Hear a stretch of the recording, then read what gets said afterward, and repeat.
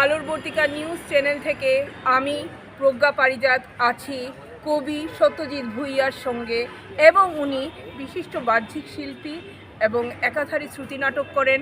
আমি মুগ্ধ থাকি ওনার শ্রুতি নাটকে, কবিতা আবৃত্তিতে।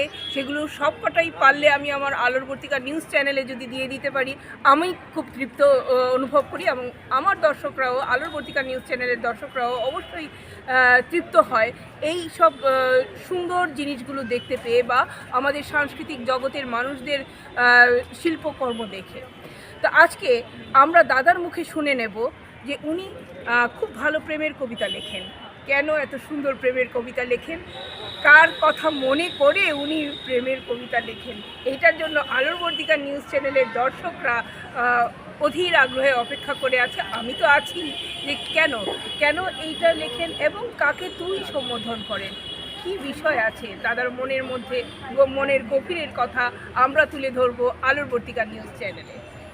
একসঙ্গে অনেকগুলো কথা হয়ে গেল, এক এক করে আমি উত্তর দেওয়ার চেষ্টা করি। আসলে আমি ঠিক কি বাচিক শিল্পী, নাকি আমি কবি, নাকি আমি আর্টিস্ট, নাকি মঞ্চশিল্পী, নাকি আমি ঠিক কি, আমি নিজেই এখনও সেভাবে নিজেকে সংজ্ঞা দিতে পারি না। শৌখিনতা সবটাই ভালো লাগার জায়গা থেকে করি। কখনো মঞ্চে অভিনয় করছি, কখনো কবিতা লিখছি, কখনো আবৃত্তি করছি। ভালো লাগে, দর্শকদের মন ছুঁয়ে যায়, এটা আমার কাছে বড় প্রাপ্তি। প্রথম প্রশ্নের উত্তর এটাই। দ্বিতীয় প্রশ্নের উত্তর, প্রেম সম্পর্কিত ধারণা, বোধ, একটা ইথারিয়াল লেভেলে কোনো একটা ফিলিংস, একটা অনুভূতি, ভালো লাগার অনুভূতি। আমার কাছে প্রেমটা অনেকটাই সেই একটা কোথাও একটা যেন নামাটি একটা ব্যাপার। ভালো লাগার প্রেয়সীকে কখনো যদি মাটিতে নামিয়ে আনা যায়, পরক্ষণেই কিন্তু সেই ভালোবাসার প্রেয়সীকে তো হারিয়ে যায়। সুতরাং আমার কবিতায় যে প্রেয়সীর কথা আমি বলেছি, যে তুইয়ের কথা বলেছি, সে তুই কিন্তু তুই একটা উজ্জ্বল তুই আছে পুরোটাই অনুভবে। তুই যে এবারের যে কাব্যগ্রন্থ প্রকাশ পেতে চলেছে, সেখানে তুই ব্যাপারটাই কিন্তু একটা অস্পষ্ট, তবুও একটা তুই, কোনো একটা তুই তো আছেই। কিন্তু আমি কখনো চাইনি সেই তুইটা মাটিতে নেমে আসে।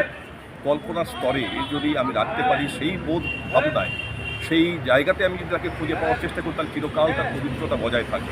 কিন্তু মাটিতে নামিয়ে আনলে বোধ করি সেই তুইটা কোথাও হারিয়ে যায়, হারিয়ে গেছে, হারিয়ে যাবে, এমনটা দেখেছি। তাই তুইয়ের পবিত্রতা থাক, তুইকে কখনো মাটিতে নামাতে চাই না।